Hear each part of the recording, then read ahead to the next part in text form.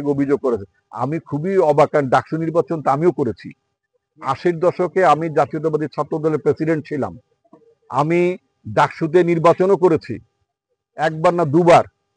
সুতরাং এই যে নির্বাচনগুলোতে আমাদের সময় কোনো নির্বাচনে প্রত্যেকটা প্যানেল, গতকালকে আমার কাছে ওই বিশ্ববিদ্যালয়ের প্রাক্তন ছাত্র হিসেবে, একটা বিএনপির মতো ছাত্র সংগঠনের কেন্দ্রীয় প্রেসিডেন্ট হিসেবে, ওই ডাকসুতে একজন সাবেক প্রার্থী হিসেবে আমার কাছে টোটাল পরিস্থিতি গতকালকে যা ছিল তা আমার কাছে ভিন্নতর মনে হয়েছে। কারণ ইতিপূর্বে কখনো এইভাবে সমস্ত প্যানেল, আগে যারা হারতো তারা অভিযোগ করতো, এবার তো দেখলাম নির্বাচনের আগে A to Z যতগুলো প্যানেল ছিল সমস্ত প্যানেল নির্বাচনের কারচুপি নিয়ে অভিযোগ করেছে।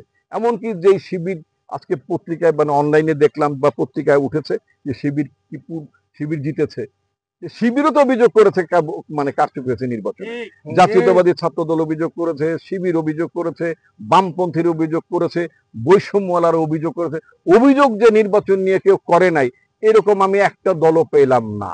সুতরাং যেই নির্বাচন এতভাবে কালিমা লিপ্ত অথবা এতভাবে অভিযুক্ত, যে নির্বাচন এতভাবে কাঠগড়ায় দাঁড়ানো, এই ডাকসু নির্বাচনটা টোটালটাই সবাই মিলে এই নির্বাচনটাকে কাঠগড়ায় দাঁড় করিয়ে দিয়েছে। সুতরাং এর ফলাফলটা কাঠগড়ায় দাঁড়িয়ে গেছে। এখন আমি তো এখন মুন্সিগঞ্জের বিভিন্ন জায়গায় ভাঙছে। আমি টঙ্গিবাড়ি এবং আপনার লোহজং দুটো উপজেলা মিলে আমাদের নির্বাচনী আসন, আমার নির্বাচনী আসন মুন্সিগঞ্জ 2। অত্যন্ত দুঃখের বিষয় বলতে, লোহজংয়ের এক সময় এখানে 13-14টা আপনার ছিল, ইউনিয়ন ছিল।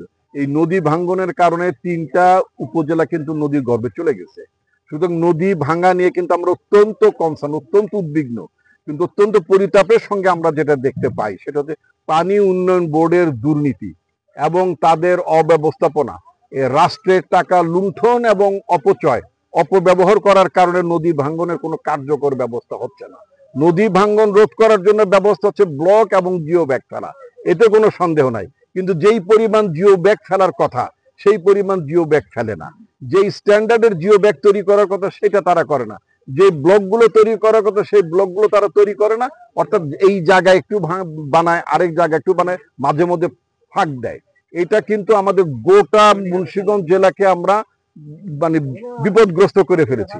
এবং শুধু তাই না, এই যে লোহজংয়ের ওখানে যে পদ্মা নদীর এই পারের, পদ্মা নদীর উত্তর প্রান্তটা তো লোহজংয়ের মধ্যে অবস্থিত, সেখানে পদ্মা নদী পর্যন্ত বিপদগ্রস্ত হয়ে যাচ্ছে। কারণ যেভাবে অবৈধ বালু উত্তোলন হচ্ছে, যেভাবে পদ্মা নদী ভাঙছে, আপনার লোহজং রিসোর্টের কথা আপনাদের অনেকের খেয়াল আছে, পদ্মা রিসোর্টের কথা খেয়াল আছে।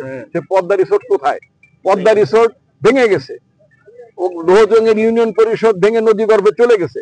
সেই জন্য আমরা অনেক বেশি উদ্বিগ্ন, অনেক বেশি আমাদের উৎকণ্ঠা, যাতে সরকার এই দিঘির পাড় থেকে শুরু করে মুন্সিগঞ্জের শিলই থেকে শুরু করে অনেকগুলো নাম আমরা উল্লেখ করেছি, যেগুলো আমরা জেলা প্রশাসকের কাছে স্মারকলিপির মাধ্যমে আমরা সেটা জানাবো। আমরা টঙ্গিবাড়ি এবং লোহজংয়ের উপজেলা নির্বাহী অফিসারের মাধ্যমে আমরা সেটা জানাবো। এবং অপর দিক থেকে আমরা পানি সম্পদ মন্ত্রণালয়ের উপদেষ্টার সাথে আমি দেখা করে তাকেও স্মারকলিপি দেওয়া হবে, যাতে করে আমাদের মুন্সিগঞ্জ শহর রক্ষা থেকে শুরু করে মুন্সিগঞ্জের বিভিন্ন গ্রাম উপজেলাগুলো রক্ষা করার জন্য সরকার কার্যকরী পদক্ষেপ গ্রহণ করে। পদ্মা ভাঙার একটা হচ্ছে প্রাকৃতিক কারণ, স্রোত। এটা তো একটা প্রাকৃতিক কারণ থাকেই। উন্মত্ত স্রোত যখন থাকে তখন যে কোনো দিক গতিমুখ বদলায়। কিন্তু সবচেয়ে বড় কারণ হচ্ছে মনুষ্য সৃষ্ট কারণ।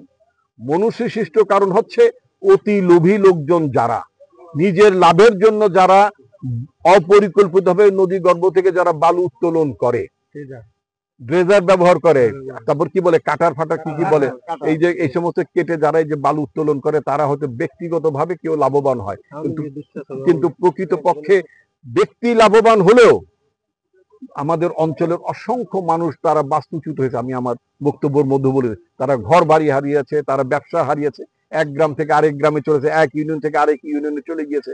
হ্যাঁ, তো এটা তো ভালো, এখানে মসজিদ গেছে, এখানে মন্দির গেছে, ইউনিয়ন পরিষদ ভেঙে গেছে। সুতরাং আর কত? সুতরাং আমরা এই ব্যবস্থাটা পরিবর্তন চাই। এই ব্যবস্থা থেকে আমাদের জনগণকে আমরা রক্ষা করতে চাই।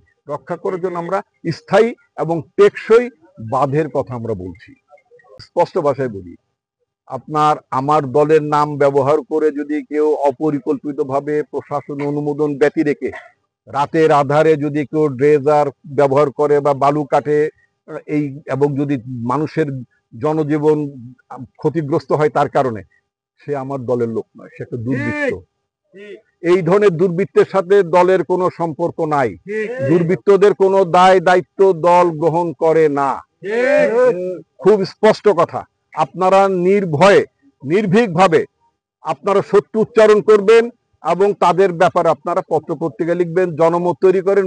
আমাদের দল আপনাদের সাথে আছে।